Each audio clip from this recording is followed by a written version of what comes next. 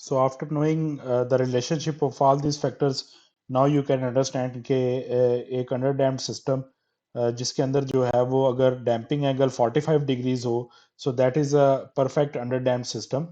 और इस under damped system basically ये मेन क्लास है, और इसी मेन क्लास से हम आगे डिफरेंट काइंड ऑफ रिस्पॉन्सेज निकाल सकते हैं. फॉर एग्जांपल जैसे क्रिटिकली डैम्प्ड रिस्पॉन्स की बात की थी और हमने अनडैम्प्ड रिस्पॉन्स की बात की थी.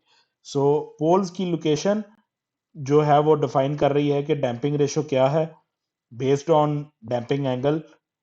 एंड इसी की बेस पे हम बाकी फैक्टर्स जो सा वो देख रहे हैं कि इसी मेन इक्वेशन में से ही वो फैक्टर्स कम होते जाएंगे, तो हमारे पास दूसरे सिस्टम्स बनते जाएंगे. So this is the general equation of under damped system, और that will be reduce to further other type of systems like critically damped and undamped. So उसी अंडर डैम्ड सिस्टम से हम देखें कि हमने अनडैम्ड रिस्पांस को जो है वो निकाला है. सो इस अनडैम्ड सिस्टम की बात करें तो सिंपली हमने ये पहले देखा है कि अनडैम्ड सिस्टम के केस में पोल्स जो हैं वो इमेजिनरी एक्सिस पे कॉन्जुगेट पेयर्स हो जाएंगे, तो damping factor is zero. So damping factor zero होने से e raise to power minus sigma t का जो फैक्टर है that will be one. So जो हमारे पास major equation under damped system की वहां पे ए के बाद e raise to power minus sigma t will become one. ठीक है जी, वो बीच में से निकल गया. तो हमारे पास रिमेनिंग इक्वेशन ये रह गई है, A is equal to cos omega t plus theta. तो ओमेगा टी को हमने ओमेगा एन इसलिए लिख दिया क्योंकि अब जो है वो हमारे पास बेस जो है उस ट्रायंगल की जीरो है, और सिर्फ हमारे पास जो परपेंडिकुलर है that is basically equal to natural frequency omega n. तो ये हाइपोटेन्यूज जो कि रेडियस था, यही बेसिकली अगर बिल्कुल वर्टिकल हो जाए तो तब भी ये रेडियस ही है. तो वी कैन से कि वर्टिकल जो पार्ट ओमेगा है now that is equal to omega n. और इस तरह से हमारे पास जो ये इक्वेशन रह जाएगी that will be a cos omega n t plus theta. So cos omega n t पे हमारे पास हमने देखा था तो ये अनडैम्प्ड वेव फॉर्म आ रही है. ठीक है, विदाउट एनी डैम्पिंग ये नेचुरल फ्रिक्वेंसी पे ऑसिलेट करेगी. सो ये अनडैम्प्ड सिस्टम है. एंड इन दिस केस हमारे पास जो जीटा है, so that zeta is equal to zero. ठीक है जी, जो अनडैम्प्ड सिस्टम के केस में damping ratio is always zero. ठीक है, डैम्पिंग रेशो जीरो का मतलब है कि इसमें कोई भी डैम्पिंग नहीं है. ठीक है, और फार्मूला से भी हम ये जस्टिफाई कर सकते हैं. तो हमारे पास जो एंगल बन रहा है between base and hypotenuse that is 90 degrees. So cos of 90 is 0. And also from this formula we can deduce के damping ratio जो है वो 0 होगी. So because damping factor is 0. So that's how we can compute an undamped system from any underdamped system. अब उसी अंडरडैम्ड system का एक और केस देखें तो यही हमारे पास जो डबल कॉन्जुगेट पोल्स जो है वो यहाँ पे थे at 45 degree of x axis, तो यही अगर मूव होते हुए रियल एक्सिस पे आ जाए.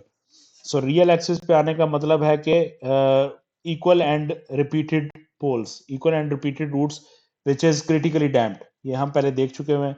सो this is called critically damped system, जिसमें दोनों पोल्स जो है वो रियल एक्सिस पे कॉन्जुगेट रियल एक्सिस पे ही होंगे और रिपीटेड होंगे. ठीक है, सो इन दैट केस हम देखें तो नाउ सिग्मा डैम्पिंग फैक्टर जो उसका एक्स एक्सिस का पार्ट था, so x component is equal to natural frequency. ये ओमेगा एन के इक्वल हो गया क्योंकि बिल्कुल सर्कल ओरिजिन से सर्कल तक का जो डिस्टेंस है दैट इज नेचुरल फ्रीक्वेंसी.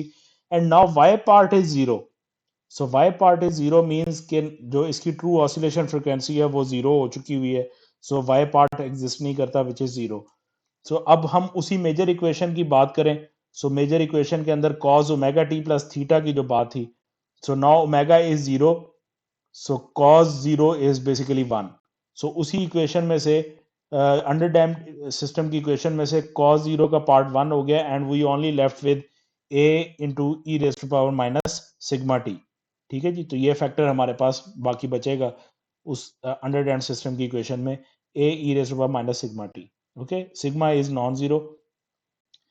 और इसी तरह से रिपीटेड रूट होने की वजह से हमारे पास जो सा वो दूसरा फैक्टर जो है वो रिपीटेड रूट का आएगा time into e raise to power minus sigma t, पिछले लेक्चर में जिसमें हम देख चुके हुए हैं. So in this case now the angle is zero. जो डैम्पिंग एंगल है वो जीरो है क्योंकि हाइपोटेन्यूज और जो बेस हैं वो दोनों इक्वल हो चुके हैं, तो angle is damping angle is zero, so cos zero is equal to 1. So in critically damped systems, zeta is always is equal to 1. तो डैम्पिंग, क्योंकि इसमें कंप्लीट डैम्पिंग है, okay, so zeta is equal to 1 का मतलब है maximum damping. ठीक है, maximum damping का मतलब है कि क्रिटिकली ऑप्टिमम डैम्पिंग है, तो क्रिटिकली डैम्पिंग का मतलब ये है कि इसमें अब जो सा वो ऑसिलेशन बिल्कुल नहीं रही और सिर्फ ये सिस्टम डैम्प हो जाएगा. तो हम यहाँ देख सकते हैं इस वेव फॉर्म में कहीं पे भी हमें ऑसिलेशन नहीं नजर आ रही और ये कंप्लीट जो सा वो क्रिटिकली डैम्ड है. ये बड़ी जल्दी जो सा वो अपनी बड़ी जल्दी डिके कर गया है विदाउट एनी ऑसिलेशन. तो ये क्रिटिकली डैम्ड है कि बड़ी ऑप्टिमल सी इसमें डैम्पिंग होगी. एंड इसी इसी इसकी इस इक्वेशन को हम इस तरह से भी रिप्रेजेंट कर सकते हैं, क्योंकि यहाँ पे डैम्पिंग फैक्टर और नेचुरल फ्रिक्वेंसी आपस में इक्वल हो चुके हुए हैं. ठीक है जी. सो इस तरह से हम देखें तो that's how we can find out a critically damped system from any underdamped system. तो इस तरह से हम एक underdamped system को फर्दर आगे डिफरेंट उनमें से डिड्यूस कर सकते हैं, अनडैम्प्ड सिस्टम भी और क्रिटिकली डैम्प्ड सिस्टम भी.